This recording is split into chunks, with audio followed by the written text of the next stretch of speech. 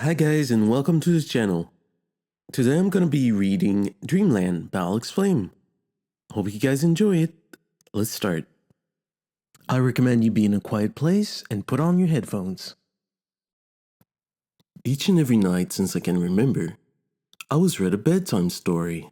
Until one every day, when we ran out of books to read, or so I was told, it had been decided that I had grown too old for those sorts of things. Through the darkness of my bedroom, I gazed up on my favorite books on the top shelves of the bookcase. Their titles range from The Princess's Crystal Ball to The Pesky Fairies of the Northern Cave, or, even better, Warriors of the Black Dragon's Egg. Inexplicably, my eyes were drawn to one mysterious book which I noticed by its untarnished red cover and perfect edges had been left unread. I rose out of bed, got on a wooden stool, took the book off of one of the top shelves and hastily climbed back into the warmth of my blanket. Without hesitation, I opened it. How peculiar, I thought, pouting as I realized that its pages were entirely blank. I dropped it at once, wide open onto the part of my blanket where my lap nestled underneath, and slouched back, letting my head fall onto my pillow. Useless book, I groaned, tilting my head slightly to one side. Staring out my bedroom window, I felt very sad and uneasy. How could I sleep without a bedtime story? The celestial lights filled the dark and spoke to me in the strangest way. That's when I realized I didn't have to live other people's stories. It was time to live my own. As I looked over at the brightest star in the sky that night, I knew things would never be the same. My eyes closed gradually as I felt the night's calm fill my very soul. My breathing grew slower and more consistent, while my physical body transformed heavier and unattached. As I felt engulfed by darkness, a light still shone in my mind. Dreamland, Book 1, The Dream Child, by Alex Flame. A universe filled with lights, never to be touched by the mind of the wanderer. White fog. The great ship of dreams pierced through the dense mist and dropped into the blue waters of destiny. It was a grand, majestic wooden boat entirely covered in thick, golden trims and adorned with sun, moon, and cloud ornaments, with a single yellow star sitting atop the largest mast. Oddly, it sailed away without a crew in sight. On its prow, a beautiful statue of a blindfolded mermaid had been erected. Her motionless marble blue hair carved as if waving in the wind. Her small devilish horns glistening on top her head. The side of her hips growing fuzzy brown fur, and a pair of perfect angel wings protruding from her hourglass-shaped back. The statue was of a breathtaking beauty, one which no being could deny. A radiant crystal pendant permanently hung above the woman's heart between the folds of her marble pink and turquoise blouse. One of the statue's arm was extended, her delicate hand that had luscious fur carved of stone on its back, pointing towards the vast horizon. Though blindfolded, her head seemed tilted back slightly, as if she could somehow gaze up at the heavens. High above the ship and its mythical statue's arguable watch, birds honored with 4 wings glided across the great azure sky. The water they were mirrored upon was bound by a ring of fluffy white clouds and drained into a terrific black hole at the very heart of the ocean. Above the dark abyss, where no soul could conceivably exist, hovered an impressive floating island, and beyond it shone a dazzling white star that lit the entire world beneath it, its golden beams dashing the sky in soft amethyst strokes. The scenery was most ravishing, yet no one was there to watch it in awe. Suddenly, waves formed beneath the golden boat, pulling the massive vessel through its tidal motion. Great masses of water recklessly crashed into it from both sides. Straight away, the ship picked up momentum as it bumped into the rocks nearing the abyss.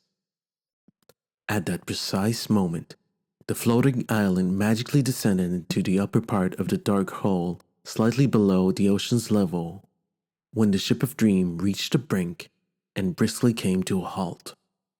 A time-still moment of revelation, and suddenly, the boat hurtled over the edge, straight into the unknown, with the horrific sound of a crash, and then all faded to black. Chapter 1, A New World. 23, 22, 21. Children ran as fast as they could, climbed up trees, knelt beside rocks, and hid inside leafy bushes, like the tiniest of chameleons. At close proximity, a tail wiggled. It was striped black and tan and had a white fluffy tip similar to that of a cheetah. And yet it belonged to a young girl who was presently into deep thought. With her wide, feline-like eyes colored orange and flecked with yellow, she looked up from afar at a plump seeker boy who counted down numbers while pressed against a tree's bark. Swiftly, she spun around, her lengthy ponytail swaying in the breeze. And, without wasting any more time, she dashed off. If you looked a bit closer as she ran, you could see that her ruffling brown hair was messy and tied up behind her head with 2 shoelaces. Additionally, a bundle of her hair grew from the back to the right side of her face and was tied with a single shoelace. The feline girl also wore a small-sleeved buff yellow shirt under a slightly oversized short green overall dress that rippled as she scurried with the wind on her side. Far away from the others who were poorly hidden in her utmost opinion, she began searching for the perfect hiding spot with a look of deep puzzlement etched on her face.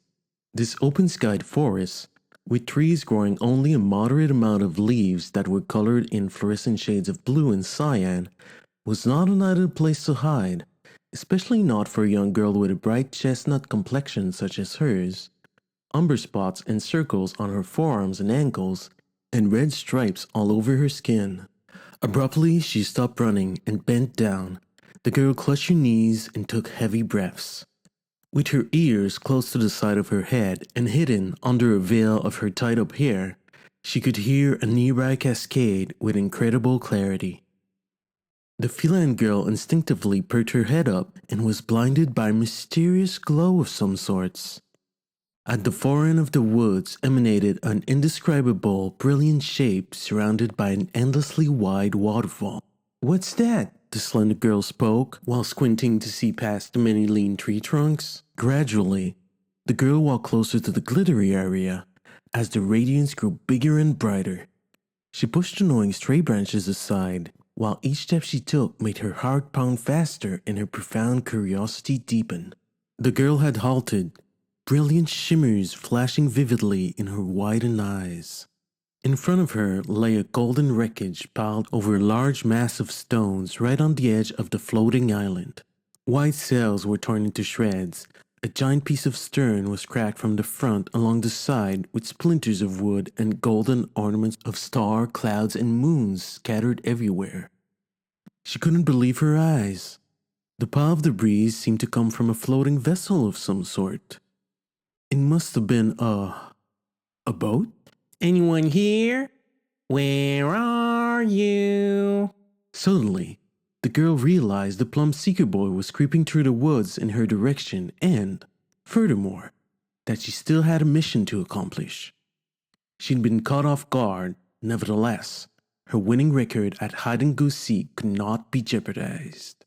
After all, her esteemed pride was at stake. The girl snuck around the broken mast and jumped soundlessly with a light bounce of her lean and agile legs on what appeared to be the upper deck's cabin, the only part of the ship that still stood in one piece. As she landed on the cabin's roof, she lay flat against its surface so no one would behold her truly perfect hiding spot. "My winning record will be safe once more," the girl mulled over in self-admiration. No other kid could jump as high as she could, especially not onto a roof over 10 feet high. "Are you here? Or maybe over here? Oh, wow!" shouted the seeker boy as he became aware of the strange pile of debris.